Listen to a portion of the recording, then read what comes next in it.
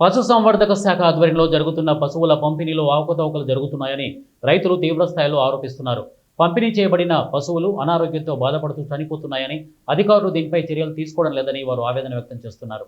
ఈ నేపథ్యంలో రైతులకు నాణ్యమైన గిత్తెల సీమెన్ ఇవ్వకపోవడంతో, ఎన్నిసార్లు సీమెన్ వేసినా గర్భం దాల్చకపోవడంతో ఎక్కువ శాతం పశువులు ఇక వధశాలకు వెళ్తున్నాయని ఆవేదన వ్యక్తం చేస్తున్నారు. ప్రభుత్వం ద్వారా చేపట్టిన పథకంలో భాగంగా పశువుల పంపిణీ జరుగుతోందని, దీనిపై అధికారులు స్పందించాలని వారు కోరారు. పశువులు సరైన వైద్య పరీక్షలు లేకుండా అనారోగ్యంగా ఉన్నవే పంపిణీ చేస్తున్నారని రైతులు ఆరోపించారు. ఇప్పటికే చాలా మంది రైతులు పశువులు మృతి చెందాయని అధికారులు గుర్తించకపోవడంతో నష్టపోతున్నామని రైతులు వాపోతున్నారు. ఒక 28/6/2025 నాడు లాయర్ ద్వారా ఒక లీగల్ నోటీస్ పంపించడం జరిగినది. ఆ విషయం ఏమంటే,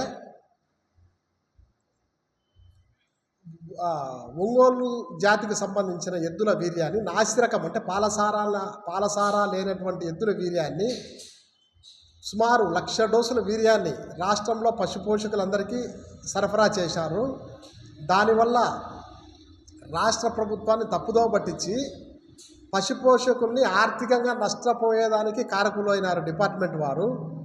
అది మంచిదే కాదా అని చూసుకోవాల్సిన బాధ్యత డాక్టర్లకు ఉన్నది, డిఎల్డి అధికారులకు ఉన్నది, జేడీ గారికి ఉన్నది, ఏపీఎల్ఐ సిఓకు ఉన్నది. కానీ ఎవరు దాని మీద చర్య తీసుకోవడం లేదు, నిమ్మకు నీరెత్తినట్టు ఉన్నారు. సెకండ్ పాయింట్ ఏమంటే, ఒక పశువుకి 5-6 సార్లు సెమన్ చేసినా కట్టకపోవడం వల్ల వారానికి కొన్ని వందలు వేల పశువులు వధశాలకు తరలిపోతున్నాయి. ఇదే విధంగా కొనసాగితే వచ్చే 4 ఏళ్లలో పశుసంపద పూర్తిగా అంతరించిపోయి పాలు అనేదే కృత్రిమ పాలు మార్కెట్లోకి వచ్చి ప్రజల ప్రాణాంతకమయ్యే పరిస్థితులు రాబోతున్నాయి. అదేవిధంగా కడప జిల్లా జేడీ గారు ఏ విషయం చెప్పినా ఆమె పట్టించుకోరు. అంటే మనం ఏమైనా కంప్లైంట్ పెట్టా అది నాకు కాదులే, నాకు సంబంధం లేదులే అన్నట్టు పక్కన పడేసాంది. ఆమె పూర్తిగా అవినీతికి తెరలేపింది. ఏ విధంగా అంటే, ఎన్ఏఐపి ప్రోగ్రాం 2019లో స్టార్ట్ అయింది. 2019 నుంచి ఇప్పటి వరకు ఎక్కడ మేము ఉచితంగా సెమన్లు చేస్తున్నాము రైతులకి అని పేపర్ ప్రకటన కానీ ఏమి ఇవ్వకుండా దాచిపెట్టి సుమారు 1,00,000 డోసుల వీర్యాన్ని పశుపోషకులకి వేసి ప్రతి పశుపోషకుల దగ్గర 100 నుంచి 150 రూపాయలు డబ్బులు వసూలు చేసి అందరూ పంచుకున్నారు. మేము మాట్లాడే ప్రతి విషయానికి నా దగ్గర ఆర్టీఐ రిప్లై ఉండేది. పూర్తి రైతుల నుంచి మేము తీసుకునే సమాచారం ద్వారానే మేము మాట్లాడుతున్నాం. అంతేకాకుండా మేము వ్యాక్సినేషన్ సంబంధించి ఒకటి ఆర్టీఐ అడగడం జరిగినది. మాకు 15 రకాల వ్యాక్సిన్లు పశువులకి పక్షులకి వేస్తామని చెప్పి ఆర్టీఐ రిప్లై ఇవ్వడం జరిగింది.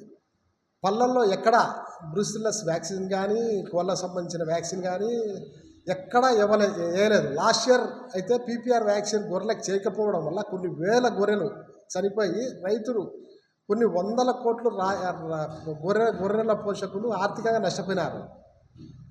ఇవన్నీ ఎంతమంది కలెక్టర్ గారికి, ఎంతమంది సెక్రటరీకి ఇచ్చినా చర్యలు తీసుకోవడం లేదు. మేము తదుపరి కార్యాచరణ రూపొందించుకొని ముందుకు ఏ విధంగా పోవాలని ఆలోచిస్తా 28వ తేదీ గత నెల లీగల్ నోటీస్ పంపించడం జరిగింది. పశువర్ధక శాఖ వాళ్ళని అడిగినాం. వాళ్ళు ఏదో బేచరు పోతరు అట్లా 5-6 ఏళ్ళు గడిచిపోయింది, ఆవులు కట్టడం లేదు. ఏమిటిదా అని దాని అనుభవపూర్వకంగా ఉండే వాళ్ళని అడిగితే వాళ్ళ కాడ నాసిరకము సెమెన్లు ఉండయి, సెమెన్లు సరిగ్గా పనిచేయడం లేదు, దాంట్లో వేసే నైట్రేట్ లిక్విడ్ కూడా సరిగ్గా మెయింటైన్ చేయడం లేదు అని అంటే దాని మీద ఆరా తీసుకుంటూ వచ్చి ఒక 4-5 సంవత్సరాల నుంచి చూస్తే ఇంతవరకు కూడా పశువర్ధక శాఖ వాళ్ళు వేసిన సెమెన్ ఇంతవరకు ఈ 15 సంవత్సరాలలో నాకు ఒక్కటి కూడా ఆవు కట్టడం లేదు, ఈనడం లేదు. నేనే అనుకుంటే నా చుట్టుపక్కల నా మిత్రులు, నా బంధువులు వీళ్ళకు పశువులు ఉన్నాయి, ఎనుములు ఉన్నాయి, ఆవులు ఉన్నాయి, ఒంగోలు ఉన్నాయి, పొంగనూరు ఉన్నాయి, అందరికీ ఉన్నాయి.